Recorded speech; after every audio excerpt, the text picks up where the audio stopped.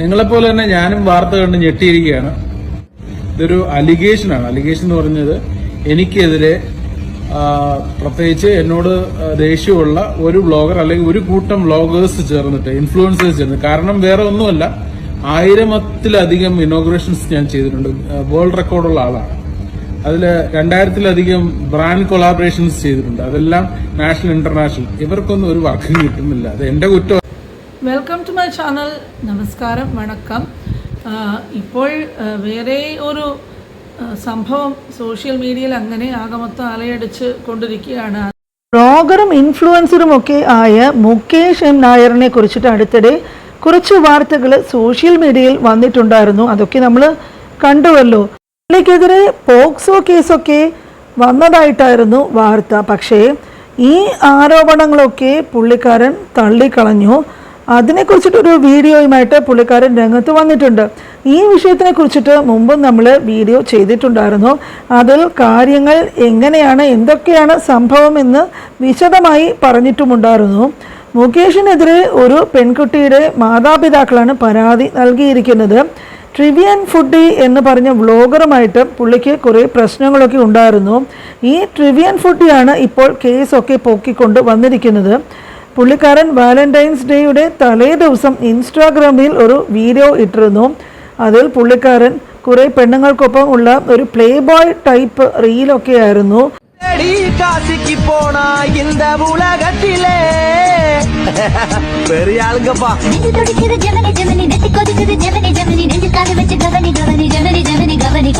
நான் வழிக்கு இனிமே வராம இருக்க ஒரு கண்டிஷன்.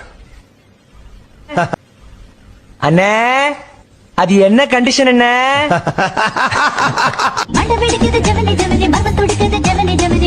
വന്നിരുന്നത്?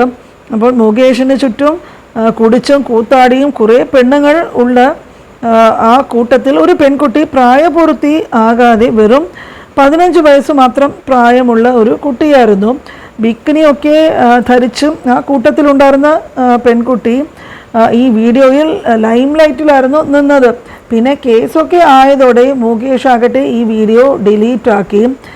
അത് കഴിഞ്ഞിട്ട് ഈ ട്രിവിയൻ ഫുഡി പെൺകുട്ടി ആരാണെന്ന് കണ്ടുപിടിച്ചു. അവളുമായിട്ടൊക്കെ സംസാരിച്ചു, കാര്യങ്ങളും അറിഞ്ഞു.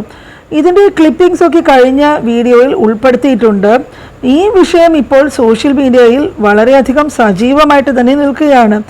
ട്രിവിയൻ ഫുഡി വന്നിട്ട് പക പോക്കാനായിട്ട് ഇങ്ങനെയൊക്കെ ചെയ്തു എന്നാണ് മുകേഷ് പറയുന്നത്. പിന്നെ അറിയുന്നത് പ്രധാനമായും സീരിയൽ നടി പ്രാർത്ഥന കൃഷ്ണയും ഒക്കെ ഇപ്പോൾ ഇതിനു വേണ്ടി സംസാരിക്കുന്നതായിട്ട് കുറച്ച് വീഡിയോസൊക്കെ വന്നിരുന്നു.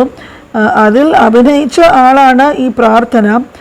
പ്രാർത്ഥന പറയുന്നത് എന്താണെന്ന് പറഞ്ഞാൽ, ഈ പെൺകുട്ടി മുകേഷിനോട് പൈസ ചോദിച്ചപ്പോൾ മുകേഷ് പൈസ കൊടുക്കാനായിട്ട് കൂട്ടാക്കിയില്ല.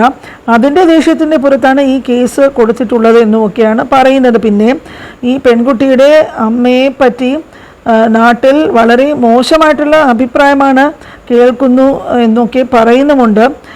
പ്രാർത്ഥന ഇതൊക്കെ പറഞ്ഞുകൊണ്ട് രംഗത്ത് വന്നിരുന്നു. ഇതിനിടയിലാണ് പ്രതികരണവുമായിട്ട് മുകേഷ് രംഗത്ത് വന്നത്. അതിന്റെ കുറച്ച് ഭാഗങ്ങൾ കണ്ടിട്ട് തിരിച്ചു വരാം. സകല തെളിവുകൾ എന്റെ കയ്യിലുണ്ട്. ഞാനത് എന്റെ അഡ്വക്കേറ്റ് ട്രിവാൻഡ്രത്തുള്ള അഫ്സൽ ഖാൻ, അദ്ദേഹം വഴി, വഞ്ചൂരുള്ള അഫ്സൽ ഖാൻ, അദ്ദേഹം വഴി കോടതിയിൽ ഹാജരാക്കിയിട്ടുണ്ട്. അപ്പോൾ അതിന് സമയമെടുക്കും. ഇതൊരു അലിഗേഷനാണ്. അലിഗേഷൻ എന്ന് പറഞ്ഞത് എനിക്കെതിരെ പ്രത്യേകിച്ച് എന്നോട് ദേഷ്യമുള്ള ഒരു വ്ളോഗർ അല്ലെങ്കിൽ ഒരു കൂട്ടം വ്ളോഗേഴ്സ് ചേർന്നിട്ട്, ഇൻഫ്ലുവൻസേഴ്സ് ചേർന്ന്, കാരണം വേറെ ഒന്നുമല്ല, 1000-ലധികം ഇനോഗ്രേഷൻസ് ഞാൻ ചെയ്തിട്ടുണ്ട്. വേൾഡ് റെക്കോർഡുള്ള ആളാണ്. അതിൽ 2000-ലധികം ബ്രാൻഡ് കൊളാബറേഷൻസ് ചെയ്തിട്ടുണ്ട്. അതെല്ലാം നാഷണൽ, ഇന്റർനാഷണൽ. ഇവർക്കൊന്നും ഒരു വർക്കും കിട്ടുന്നില്ല. അത് എന്റെ കുറ്റമല്ല കിട്ടാത്ത.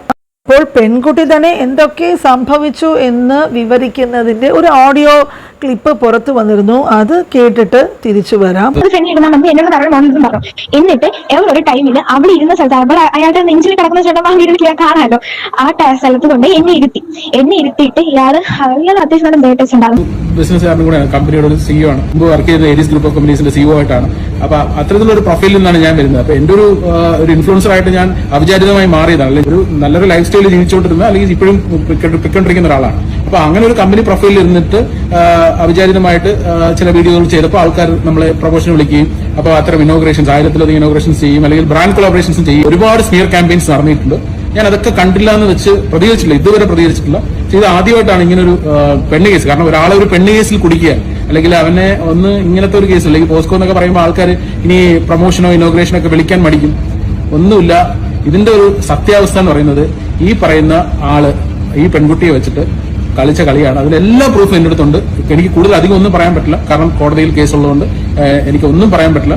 അതുകൊണ്ട് നിങ്ങൾക്ക് എന്തെങ്കിലും ഈ കേസിനെ കുറിച്ച് അറിയണമെന്നുണ്ടെങ്കിൽ നിങ്ങൾക്ക് ട്രിവാൻഡ്രത്ത് അഫ്സൽ ഖാൻ എന്റെ വക്കീലാണ്, അദ്ദേഹത്തോട് സംസാരിക്കാം. അദ്ദേഹം എല്ലാ ന്യൂസിലൊക്കെ പറയുന്നത് എന്താണെന്ന് പറഞ്ഞാൽ ഈ പെൺകുട്ടി വന്നിട്ട് കേസ് കൊടുത്തിരുന്നു. അതായത് പെൺകുട്ടിയുടെ പരാതിയുടെ അടിസ്ഥാനത്തിൽ വീട്ടുകാർ വന്നിട്ട് മുകേഷിനെതിരെ കേസ് കൊടുത്തിരുന്നു. ഈ പ്ലേ ബോയ് ടൈപ്പ് റീലിലൊക്കെ ഈ പെൺകുട്ടിയെ കൊണ്ട് അഭിനയിക്കാൻ വിട്ട മാതാപിതാക്കളുടെ എതിരെ വേണം യഥാർത്ഥത്തിൽ കേസ് കൊടുക്കേണ്ടത്.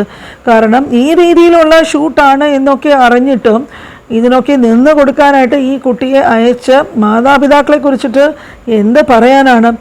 പ്രായപൂർത്തിയാകാത്ത ഈ പെൺകുട്ടിയെ ഷൂട്ടിനൊക്കെ കൊണ്ടുപോയിട്ട് വരുമ്പോഴേക്കും ഇതൊക്കെ പുള്ളിക്കാരൻ ശ്രദ്ധിക്കണമായിരുന്നു. മുകേഷിൻ്റെ ഭാഗത്തു നിന്നും തെറ്റ് സംഭവിച്ചിട്ടുണ്ട്. കാരണം ഇതുപോലത്തെ മൈനർ പെൺകുട്ടികളൊക്കെ വെച്ചിട്ട് ഷൂട്ടിംഗ് ചെയ്യുമ്പോഴേക്കും അതൊക്കെ ഭാവിയിൽ ഒരു പ്രശ്നമാകാൻ സാധ്യതയുള്ളത് കൊണ്ട് അതങ്ങ് ഒഴിവാക്കി വിടാമായിരുന്നു. ഒരുപാട് സ്മിയർ ക്യാമ്പയിൻസ് നടന്നിട്ടുണ്ട്. ഞാൻ അതൊക്കെ കണ്ടില്ല എന്ന് വെച്ച് പ്രതികരിച്ചില്ല, ഇതുവരെ പ്രതികരിച്ചിട്ടില്ല. ഇത് ആദ്യമായിട്ടാണ് ഇങ്ങനെ ഒരു പെണ്ണ് കേസ്. കാരണം ഒരാളെ ഒരു പെണ്ണ് കേസിൽ കുടിക്കുക, അല്ലെങ്കിൽ അവനെ ഒന്ന് ഇങ്ങനത്തെ ഒരു കേസ് അല്ലെങ്കിൽ പോസ്കോ എന്നൊക്കെ പറയുമ്പോൾ ആൾക്കാർ ഇനി പ്രൊമോഷനോ ഇനോഗ്രേഷനോ ഒക്കെ വിളിക്കാൻ മടിക്കും. ഒന്നുമില്ല.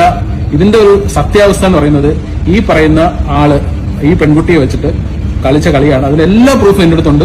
എനിക്ക് കൂടുതൽ അധികം ഒന്നും പറയാൻ പറ്റില്ല, കാരണം കോടതിയിൽ കേസുള്ളതുകൊണ്ട് എനിക്ക് ഒന്നും പറയാൻ പറ്റില്ല. അതുകൊണ്ട് നിങ്ങൾക്ക് എന്തെങ്കിലും ഈ കേസിനെ കുറിച്ച് അറിയണമെന്നുണ്ടെങ്കിൽ നിങ്ങൾക്ക് ട്രിവാൻഡ്രത്ത് അഫ്സൽ ഖാൻ എന്റെ വക്കീലാണ്, അദ്ദേഹത്തോട് സംസാരിക്കാം. അദ്ദേഹം എല്ലാ കേസുകളൊക്കെ ഇതുമായി ബന്ധപ്പെട്ടുള്ളതാണ്. മുമ്പുണ്ടായ ഫേക്ക് പോക്സോ കേസുകളൊക്കെ അണ്ണനെടുത്ത് തെളിവായി കാണിക്കുന്നുണ്ട്. ഞാൻ ചെയ്ത് കൊടുക്കാം, എന്തായാലും കോടതിയിൽ പ്രൂവ് ചെയ്യാമെന്ന്. പിന്നെ അലിഗേഷനൊക്കെ വന്നിട്ട് കുറച്ച് ദിവസങ്ങളായിട്ടും പുള്ളി ഇപ്പോഴാണ് തെളിവുകളൊക്കെ പുറത്തു വിടുന്നത്. കേസ് കോടതിയിലാണ് എന്നൊക്കെ പറയുന്നുണ്ടെങ്കിലും ഇതൊരു ഫേക്കായിട്ടുള്ള കേസാണ് എന്ന് ഈ പുള്ളിക്കാരൻ തറപ്പിച്ച് പറയുന്നുണ്ട്.